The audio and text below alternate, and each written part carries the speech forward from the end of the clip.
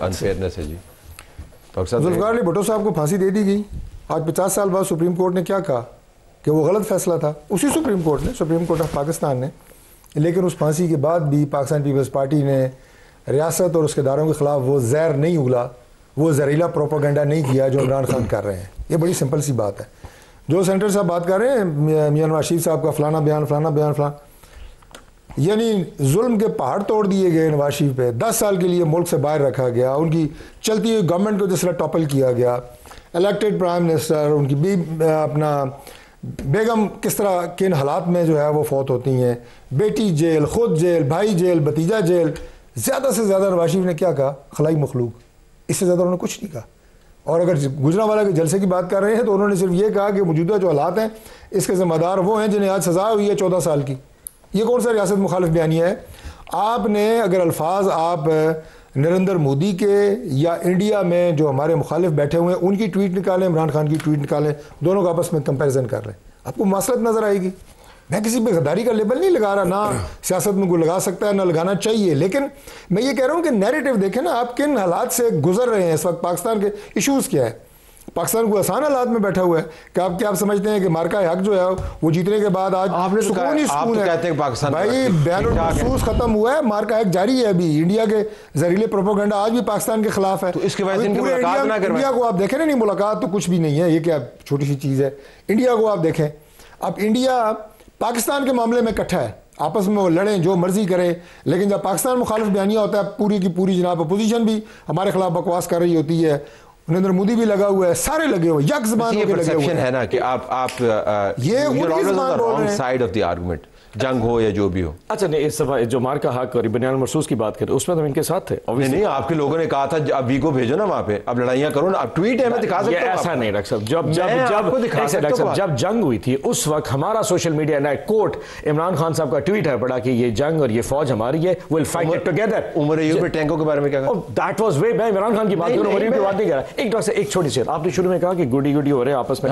मैं अर्ज करूं वेरी फ्रैंकली, अगर इस वक्त सिस्टम का कोई बहुत बड़ा नुकसान हो रहा है तो उसमें ये लोग हैं, इनका नुकसान। हमारा तो हो चुका, वो तो हम तो डूबे हैं ना सनम, हम तो खत्म हो, हम पूरे जो कुछ इनके हाथ से करवा दिया गया 26वीं तरमीम में, 27वीं तरमीम में, जो कुछ आने वाले जो साल दिखा रहे हैं, जो कुछ सुन रहे हैं, टेक्नोक्रेट्स, नेशनल गवर्नमेंट, ये हाथ पूरा निजाम ने इनके बांधे हैं। असल जो बेनिफिशियरी जो लग रहा है ये है, ये बेनिफिशियरी नहीं, ये नुकसान दे, हम तो खत्म है ना। ये जो असल नुकसान इन्होंने करवाया, दे हैव टू पे फॉर इट। तजर्बा बोल रहा है, इसलिए खामोश है। ये तजर्बा बोल रहा है, आप तजर्बा बोल रहा है, आप इनसे सबक सीखे। और वैसे फ्रैंकली बात तो ठीक कर रहे हैं, हुकूमतें तो आपकी हैं।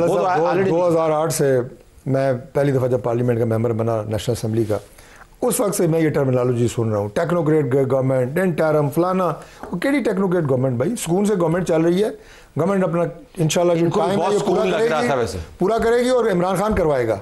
इमरान खान कैसे करवाएगा ना, अब इमरान खान जो है बस करवाएगा, बता रहा हूँ आपको। नहीं, इमरान खान कैसे करवाएगा? ये जो वन पेज है ना जी, जब होते ना हुकूमत में बड़ा मजा आ रहा था सबको, हमें भी आ रहा था। जनरल बाजवा वन पेज हर चीज ऐसे होता है। ये जब टाइम गुजरता है ना, फिर उसके बाद अल्टीमेटली इंसान को एहसास होता है कि व्हाट डिड वी डू।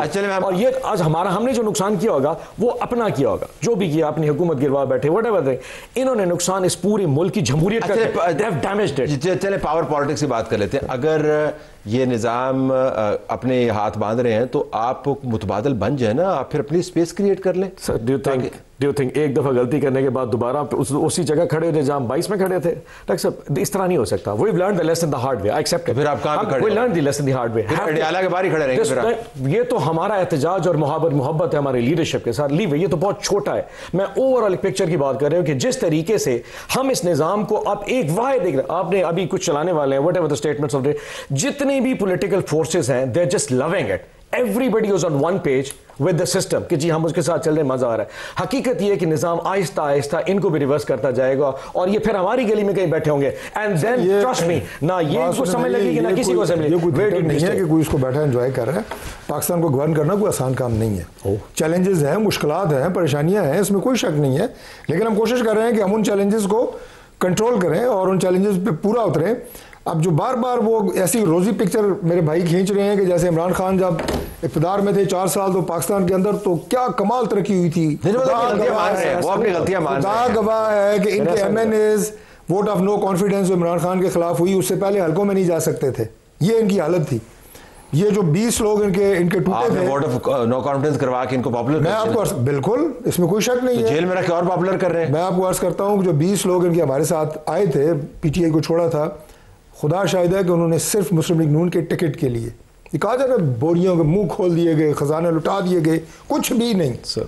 उस वक्त नून लीग ये मकबूलियत थी, और एज ए जमात हम आजकल अगर आप मकबूलियत के पैरामीटर्स आएंगे तो वो टॉपिक बिल्कुल चेंज हो जाएगा, मैं बता दूंगा आपको। लेकिन इमरान खान की कारकर्दगी में आपको बता रहा हूँ कि इनके लोग हल्कों में नहीं जा सकते थे। आज ये उसको इतना बड़ा रिफॉर्मर बता रहे हैं कि उसने पाकिस्तान में पता नहीं क्या कर देंगे। आप वो भाई खुदा के लिए लोगों की याददाश्त जो है वो इतनी कमजोर नहीं है लेवल पे। बट द पॉइंट इज, जो मैं असल बात करना चाह रहा था कि सिस्टम के साथ जो खिलवाड़ हो रहा है ना, ये 26वीं 27वीं में has done a big damage that's. और ये जो 20 लोगों की बात कर रहे हैं, इस सारी पिक्चर में नून लीग का टिकट था तो वाई सिंध हाउस में 20 लोग क्यों बैठे थे? जरदारी साहब कहां से आ गए? जरदारी साहब से क्या लेना था? It was all about the money, it was all about those pearls and perks which he was giving. और उसके बाद 20 लोग गए थे, किसी को मिलने नहीं दिया जा रहा था 20 लोगों को 10 दिन के लिए। हर बंदा हर चीज जानता है, it was not the Noon league ticket, what this is how it did it. जी जरा अब आप वैसे इसके ऊपर वापस आए संजीदगी से। ये जो निजाम के अंदर खराबी है ये आपके गले पड़ सकती है, आप पावर में हैं, so you have got technically more to loose,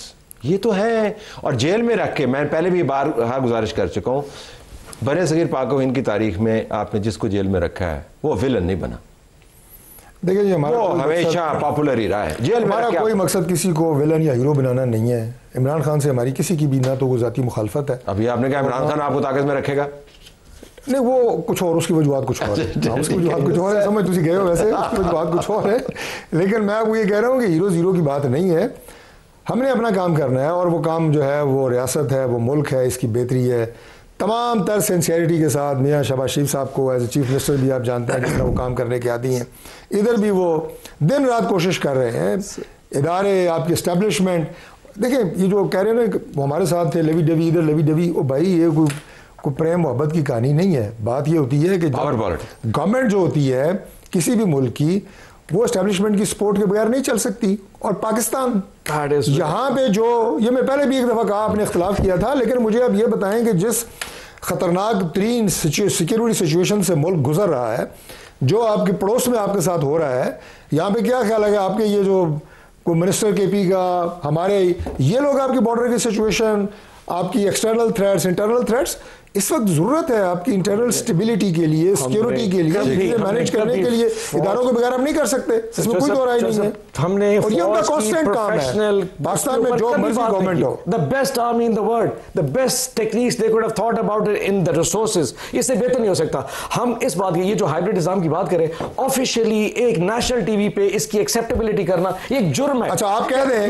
मुल्क जो है वो फौज के बगैर चल सकता है, आप क्या हमारे साथ जो सबसे बड़ा नुकसान, सिक्योरिटी को मैनेज करें ना, नुकसान है। आप जाएं जरा, आप मिनिस्टर्स को, नहीं आप इसको गलत, देखिए मेरे भाई मेरी बात सुने, मेरी बात को आप गलत इंटरप्रेट कर रहे हैं। आप उस हाइब्रिड निजाम पे लेंगे, मेरे सिर्फ ये जवाब दे दे कि आप अपनी काबीना लेके जाएं जरा फाटा के बॉर्डर पे जाएं, एक रात गुजार के। मान जाता मैं कहता हूं बहुत जरूरत है स्कूल की सिक्योरिटी। आप कहते हैं हाइब्रिड, भाई हाइब्रिड नहीं है ये। अच्छा ये कहना कि जो एस्टैब्लिशमेंट या एक म्यूचुअल न्यूट्रल निजाम वो मुल्क में चलना चाहिए, ये इन इटसेल्फ एक बड़ा गुनाह है किसी भी जमहूरियत में। इस मुल्क के साथ सबसे बड़ा इन्होंने जुल्म पता क्या है, हमारा जो इखलाकी शिराजा था ना, वो ज़बूअल खत्म कर दिया।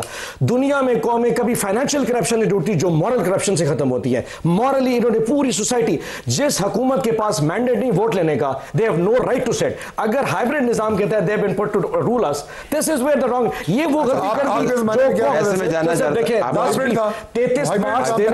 33 मार्क्स के लिए ना, पास के लिए 2-4 मार्क्स होने होंगे एस्टैब्लिशमेंट किसी को दे, तो शायद हमें भी दिए होंगे, बट 33 में से अगर 3 मार्क्स और 30 मार्क्स देके बिठाया जाए, that is where the wrongness lies. ये तो आपकी इंटरप्रिटेशन है ना, ये आप करते रहे इंटरप्रिटेशन। लेकिन वैसे मैं आपको बताऊंगा ये कोई जस्टिफिकेशन नहीं है, लेकिन सबसे ज्यादा हाइब्रिड निजाम की तारीफ इमरान खान ने की है। हम कहते हैं मंच पेज के उस वक्त हामी थे, that is hybrid paid for it, we paid for it, yes। हमें उस वक्त, मतलब देखिए आप पहली दफा हुकूमत में आए, मैंने कहा we learned the hard way। ये चौथी दफा हुकूमत में, did they learn? इन्होंने कभी सबक सीखा? हम तो चलो पहली दफा बहुत बेवकूफ थे, पॉलिटिकली बड़े हमारे अक्कर डफर थे ना। 13 साल है केपी में आपका। हाँ जी, हुकूमत में आप 13 साल से हैं। मैं फेडरल गवर्नमेंट की बात कर रहा हूँ, असल कीमत तो हमने यहाँ पे अदा की ना, वो तो हम आज भी रोल कर रहे हैं।